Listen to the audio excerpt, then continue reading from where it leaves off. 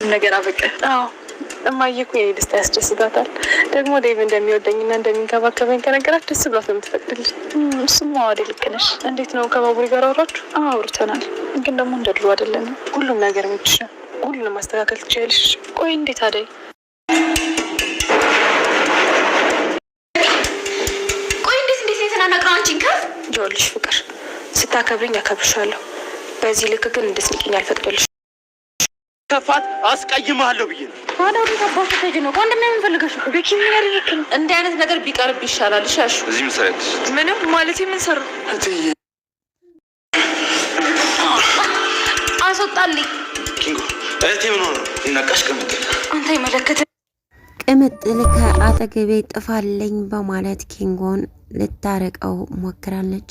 ኪንጎም ቅምጥል ከሌለች ምን ላደርግ እቀመጣለሁ፣ ቻው ደህና ሁኑ በማለት ተሰናብቶ ወደ ክፍለ ሀገር ሊሄድ ነው። ፍቅር አዴንና ዴቭን ልናግዛቸው ይገባል። ስለዚህ አሁን የአዴን አባት እንዴት እንደማገኘው እርዱኝ፣ አግዙኝ እያለች ትገኛለች። እንዲሁም ደግሞ ስልኩን ስጡኝ በማለት ያው ጥሩ ነገር እሷ አይሆንላትም። ነገር ግን ለአደይ አባት እንዳታገባው ብላ ልትናገር አሁን ላይ ቆርጣ ወደ ክፍለ ሀገር ለመሄድ ተነስታለች። እናቷ ግን የመጨረሻ ማስጠንቀቂያ እየሰጠቻት ትገኛለች። ሰላም ጤና ይስጥልኝ ውድና የተከበራችሁ ተመልካቾች እንዴት አላችሁ? እግዚአብሔር ይመስገን በጣም ደህና ነኝ። በያላችሁበት ሰላማችሁ ይብዛ እያልኩኝ ለዚህ ቻናል አዲስ ከሆናችሁ ሰብስክራይብ፣ ላይክ፣ ሼር እያደረጋችሁ ቤተሰብ ሁኑ። ዛሬ ደግሞ አደይ ድራማ ክፍል 149 ይዤላችሁ መጥቻለሁ። እስከ ቪዲዮ ፍጻሜ ድረስ አብራችሁ ይቆዩ። እንግዲህ በባለፈው ላይ ቅምጥል በድንገት ወርቃ ነበረ ከኪንጎ እጅ ላይ ማለት ነው። ኪንጎም ቅምጥል ምን ሆነች ነው ተነሽ እያለ ሲጠይቃት በረከት ይመጣል። በረከትንም ወንድሜ ይሄ ልጅ አስወጣልኝ በማለት ነበር የተናገረችው።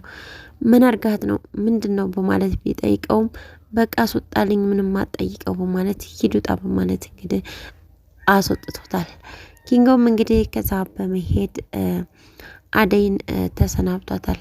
ይቅርታ ለመጠየቅ ወደ ዴቭ ጋር ሄዶ ነበር ዴቭን እንዲያስታርቀው። ነገር ግን ዴቭ ሊያገኘው አልቻለም።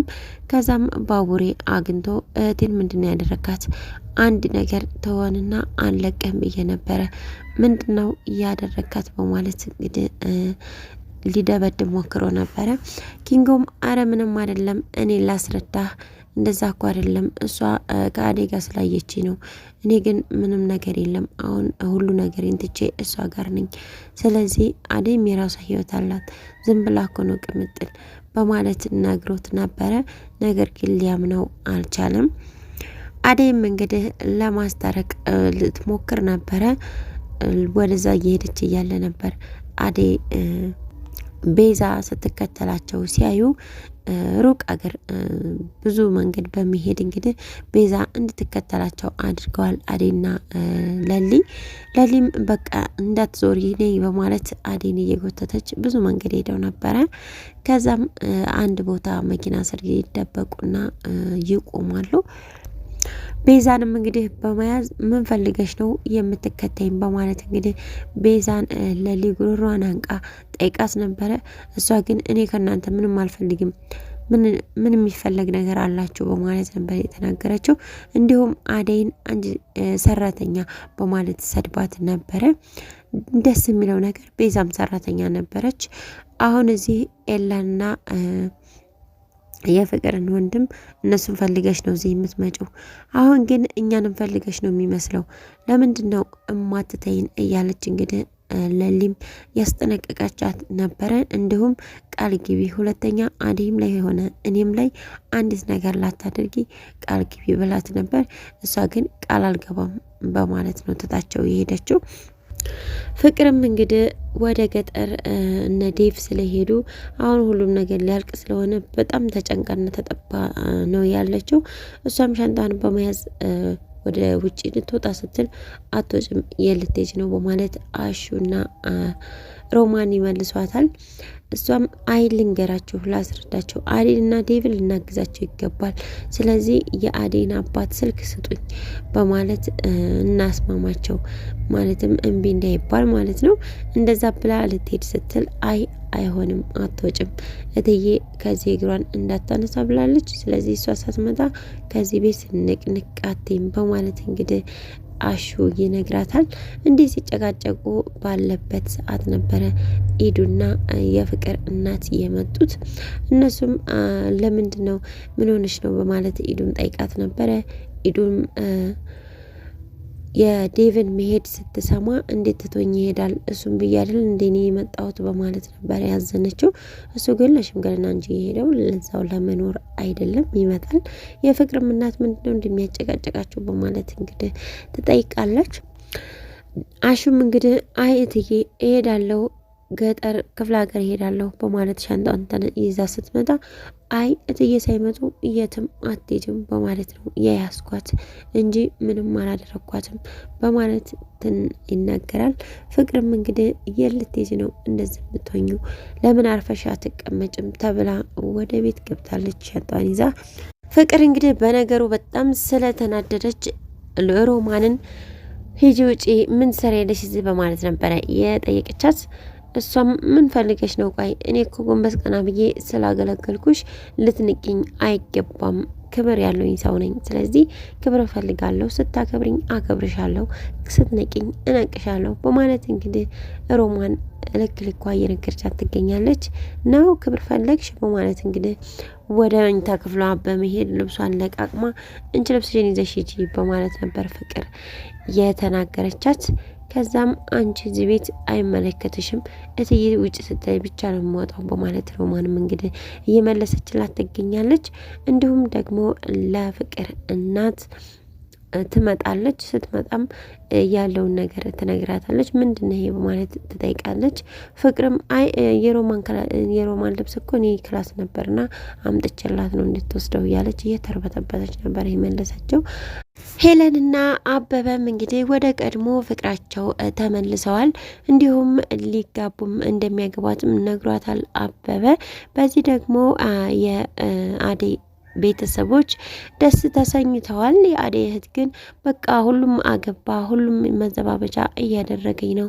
አሁን ላይ እኮ ጫኔ ራሱ መውጫ መግቢያ እያሳጣኝ ነው፣ ሁለታችሁም ሳታገቡ ቀራችሁ እያለን ነው እያለች እንግዲህ እየተናገረች ትገኛለች፣ የአደይ እህት ማለት ነው።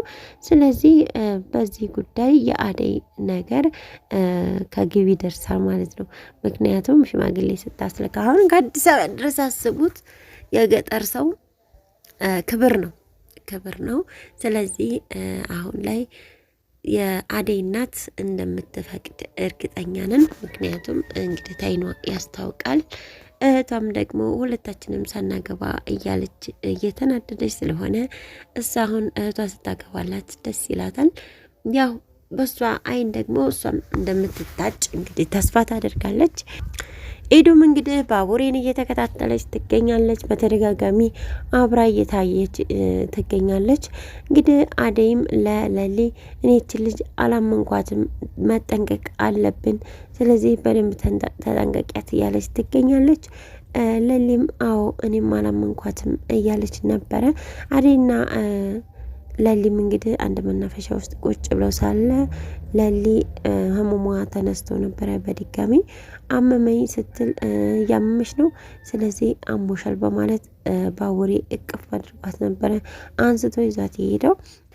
ቤዛም እንግዲህ በድጋሚ አደይን እየተከታተለች ትገኛለች። ምናልባት ፍቅር አዛት ይሆን እንዴ? አይታወቅም። ነገሩ ብር የሚያስገኝ ነገር ካገኘች ቤዛ ወደኋላ አትልም። ነገር ግን አደይን በጥብቅ እየተከታተለቻት ትገኛለች። በዚህም ኪንጎ አይቷት ነበረ። ለምንድነው አደይን የምትከታተያት በማለት ተናግሯት ነበረ። እሷም መቼ ተከታተልኩ በማለት ነበር የመለሰችው። ምክንያቱም አይነ ፈጣጣ ስለሆነች ያደረገችውን ነገር ስለማታምን ማለት ነው። አደይ ግን አሁን ከዴቭ ጋር ናት። ኪንጎም አሁን ከእሷ ጋር ነው፣ ከቅምጥል ጋር ማለት ነው። ቅምጥል እንደዚህ አክል የሚያስጨክን ነገር የለም። ምክንያቱም ሁለቱም በራሳቸው ፍቃድ እየተመሩ ስለሆነ። አደይን ግን መንገድ ላይ ስታገኛት ቅምጥል እንቅ አድርጋ ነበረ። ምን እያሰብሽ ነው? ከኪንጎ አጠገብ ለምንድን ነው የማትርቂው? አንቺ አስመሳይ በማለት እንግዲህ ጉሮሯን አንቃ ሲጣሉ ነው ያየ ነው። በቀጣይ ቪዲዮ ደግሞ ምን እንደሚፈጠር አብረን የምናየው ይሆናል። ዴቭም እንግዲህ ገና ወደ ክፍለ ሀገር አልደረሰም። በደረሰም ሰዓት ያው ደስታ ይዞ እንደሚመጣ ተስፋ አለን።